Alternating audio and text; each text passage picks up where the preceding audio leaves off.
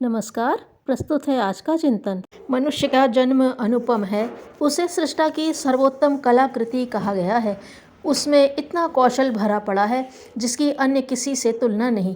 उसे इतने साधन उपलब्ध हैं, मानो प्रकृति ने माता की तरह सारा स्नेह उसी पर निछावर कर दिया है। प्रश्न एक ही है कि जिसे वह मिला है वह कितना मूर्ख या बुद्धिमान है।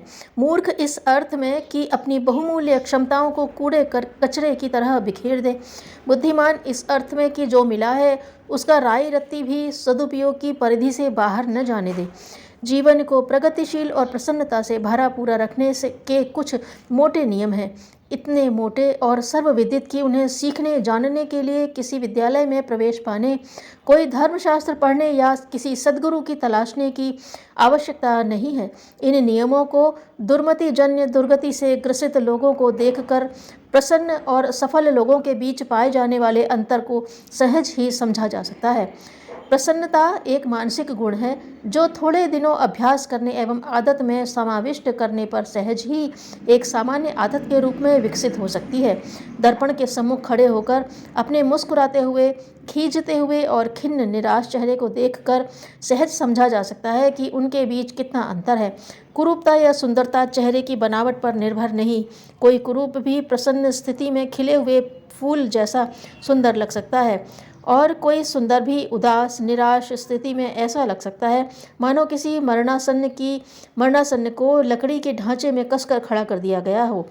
मुस्कान एक आकर्षण है जिसमें चुंबक की तरह दूसरों का स्नेह, समर्थन और सहयोग आकर्षित कर लेने की क्षमता है। मुस्कान इस बात का प्रतीक है कि व्यक्ति अंतरंग क्षेत्र में सद्गुणों का भंडार भरे पड़ा है। ऐसे व्यक्ति की आंखें चमकती हैं और दिखते हुए दांत उन विशेषताओं का साक्षी हैं जो किसी का जीवन प्रगतिशील एवं सफल होने की भविष्यवाणी करते हैं। The power of positive thinking के लेखक विद्वान नॉर्मन बीसेंट पॉल ने कुछ छोटे किंतु स्वर्णिम सूत्र बताए हैं जिन्हें अपनाकर कोई भी अपने को महत्वपूर्ण व्यक्ति बना सकता है। वे कहते हैं, बड़ी महत्वाकांक्षाएं मत गढ़िए, ललक और लिप्सा में इतने व्यग्र मत रहिए कि बहुत कुछ पाने की लालसा में चैन ही न पड़े। सादा जीवन जिएं, प्रगति के लिए परिश्रम करें, व्यस्त रहें किंतु आवेश और अशांति से दूर रहें। संकीर्ण नहीं, उदार बने, जीवन से प्रेम करें और सहचरों से भी, ताकि लौटकर वह प्रेम तुम्हें प्रफुल्लता में आच्छादित कर दे। अरस्तु कहते थे, प्रसन्नता और कुछ नहीं, जीवन कला का ही दूसरा नाम है। जो व्यक्ति अपने को व्यवस्थित रख सकता है और दूसरों के साथ सद्व्यवहार बरतने के सिद्धांत जानता है वह सदा मुस्कुराता पाया जाएगा। डॉक्टर मार्टिन गैमर्ट ने अपनी पुस्तक the anatomy of the menace में लिखा है, प्रसन्नता आसमान से नहीं टपकती, वह भले इंसान के अंतराल में उगती है। कुचक्री और षड्यंत्रकारी इन दैवी उपलब्धि से सदा वंचित ही रहेंगे। हम अपने उद्देश्य और क्रियाकलापों में शालीनता का समावेश रखें, निठल्ल न बैठें, अनगढ़ व्यक्तियों को मित्र न बनाएं और न उनका प्रभाव ग्रहण करें। पिछड़ों को सहारा देना एक बात है और अपने को उन्हीं के जैसा बना लेना दूसरी। दुर्गुणों को अपना लेने पर हम शांति, तुष्टि और प्रसन्नता को एक साथ गंवा देते हैं। यह संसार नाटक नहीं है जिसमें मुखौटे बांधकर और पोशाकें पहनकर महान बना जा सके। हमारा व्यक्तित्व ऐसा होना चाहिए जो सभी कसौटियों पर कसे जाने पर भी खरा सिद्ध हो। दूसरों की श्रद्धा उछलकर अपने चेहरे पर प्रफुल्लता के रूप में दर्शती है।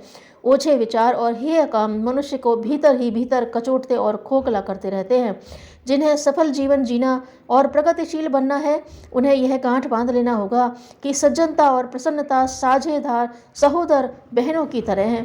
उन्हें एक साथ हंसते खेलते देखा जा सकता है। जीवन को खिलाड़ी की तरह जिएं, उसी दृष्टिकोण को अपनाकर काम करें। इससे बहुत काम करने पर भी न आप पर वजन पड़ेगा और न थकान आएगी। ऐसे व्यक्ति हारने और जीतने के अभ्यस्त होते हैं और दोनों ही स्थितियों में संतुलन बनाए रहते हैं। संतुलन खोकर जितना भी बुरा, हारना तो बुरा है ही। संतुलन खोकर जीतना भी बुरा, हारना तो बुरा है ही। अपनी क्षमताओं से अधिक अपने हाथ में लिए हुए कामों को भारी न माने।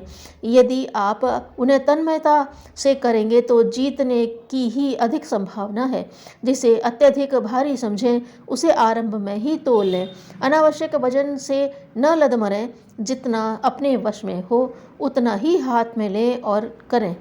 उसे विश्वासपूर्वक परिपूर्ण तत्परता के साथ करें। इस प्रकार आप प्रायः सफल ही होकर रहेंगे और अपनी प्रसन्नता बनाए रखेंगे। असफल होने पर भी खिन्न होने की आवश्यकता नहीं, इसमें तो आप भावी सफलता को भी खतरे में डाल देंगे। दुनिया मुस्कुराते हुए आदमी को मनस्वी, साहसी और पराक्रमी मानती है, जबकि मुंह फुलाए रहने वाले, कठिनाइयों का रोना रोने वाले के संबंध में बेसमझ अथवा कर्महीन होने का धारणा बनाते हैं। अपने आप को बदनाम करें या सफल श्रेयाधिकारी का यश लूटें, यह बहुत कुछ इस बात पर निर्भर है कि आप अपने चेहरे को कैसा बनाए रहने के आदी हो चुके हैं। जो उपलब्ध है उसका सदुपयोग कीजिए, भवितव्यता के सपने न देखिए। असफलताओं में अपनी भूल का निरीक्षण करें। दूसरों पर दोष थोपने की अपेक्षा यह अच्छा है कि जहां इस बार अपने से चूक हुई है उसकी भविष्य में पुनरावृत्ति न होने दें। जो गुजर चुका उससे शिक्षा ग्रहण करें, पर हर्ष या शोक से अपने आप को उद्विग्न न करें। सामाजिक बनिए। अपने सबके साथ हिल मिलकर रहने और मिल बांट कर खाने की आदत बहुत अच्छी है। जो एकाकी रहते हैं, दूसरों से डरते या कतराते हैं, उसे स्वार्थी या डरपोक समझा जाता है। अच्छा यही है कि स्वयं प्रसन्न रहा जाए और उस दैवी संपदा को अधिकाधिक लोगों में वितरित किया जाए। यह मान लिया जाना चाहिए कि प्रसन्नता एक ऐसा चुंबक है जो सज्जनों, विविधेयात्मक चिंतन वालों को अपनी ओर खींचता रहता है। दूसरों के दुख में अपना दुख अनुभव करना और दुखी होना आध्यात्मिकता का चिन्ह है। धन्यवाद।